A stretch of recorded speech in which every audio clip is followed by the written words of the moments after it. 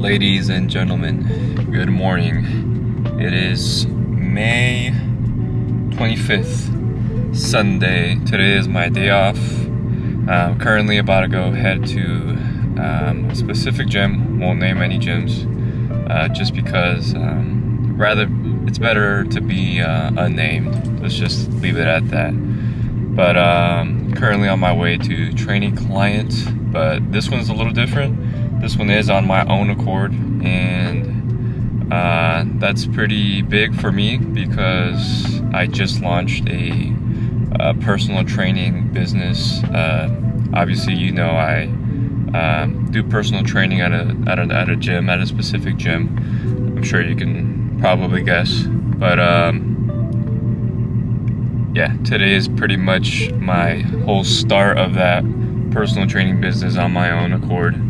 And hopefully the online personal training can pick up slowly but surely. So if you guys are looking for any kind of help or personal training help, my rates aren't the craziest, but I do have a 1 month promotion thing where whatever kind of help you need, I don't mind helping for at least a month for free, because that's probably the point where you'll see at least some progress, some change, and you'll really realize the value that I'll give you, essentially. But currently on my way to the gym, you already know, driving this thing. I did say I'll try to make more car content. I did add a little bit of clips in the prior vlogs, but today hopefully I can make specific car videos that I'll put out and that you guys will hopefully enjoy. But once again, please like and subscribe and let me know in the comments what you guys want to see specifically. But after I'm done with my client, we'll sit and talk for a specific topic. So just finished up with the client. Went pretty well, I would say. We'll be seeing her next week again. Hopefully we can continue her progress and towards her goals. But as promised, today we'll be going over a specific topic, and today we'll just be going over training, a few ways that you can make your training a little more effective, a little more efficient. That way you can get better progress over time. But we'll start with number 1, and that is rest between your sets.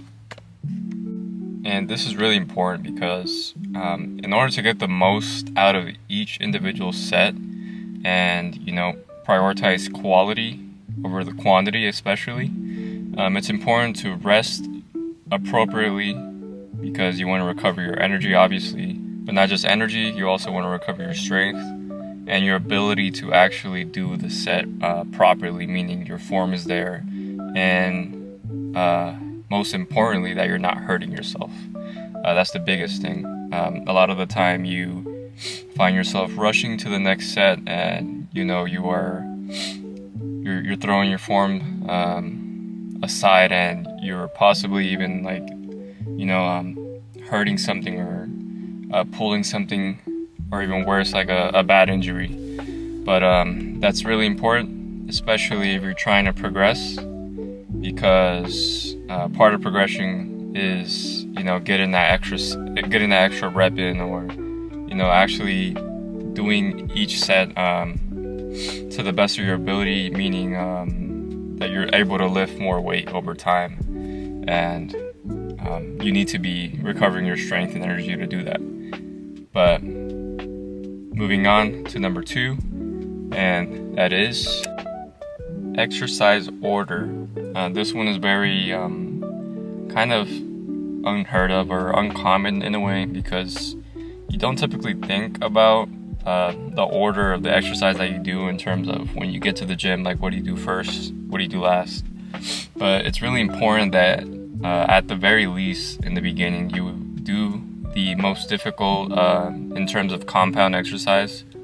You do that first, the heaviest movement, most body fatiguing movement first. So on a leg day, somewhere in the beginning of the workout, after your warm-up, obviously, you want to do your compound first. So whether it's a squat, typically it'll be a squat or something like that. You want to do that somewhere in the beginning because you want to be able to lift the most amount of weight that you can to put the most stress on the muscle, and you also want to be able to do that the most body fatiguing exercise very efficiently, because it's going to emit the most growth, the most progress.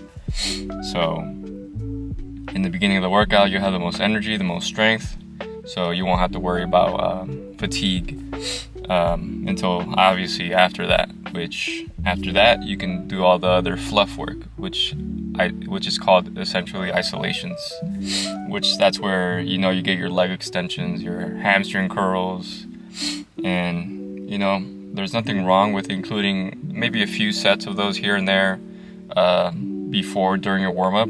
I personally like to do that just to properly warm up, pre-exhaust the muscles. That way I'm not pulling anything, and I'm ready to go once I get to my main compound. Like I said, once again, like a squat or a leg press even, you name it. And lastly, number 3, we'll just do 3 as we've been doing. It is exercise choice. So this is another really big important one that I'd say is the most unthought of. It's pretty easy to get caught up with doing the exercises that others are doing and that are popularized online or whatever it may be. But the best way I like to look at it is everyone is different. So what works for others won't necessarily work for you, but in some cases it might. But the only way to figure it out is to try different things and figure out for yourself what works for you. So I'll give a perfect example. A barbell bench press is arguably one of the most popular exercises in the world, I'd say. Rightfully so. It's a fun exercise, and it can be effective for some people.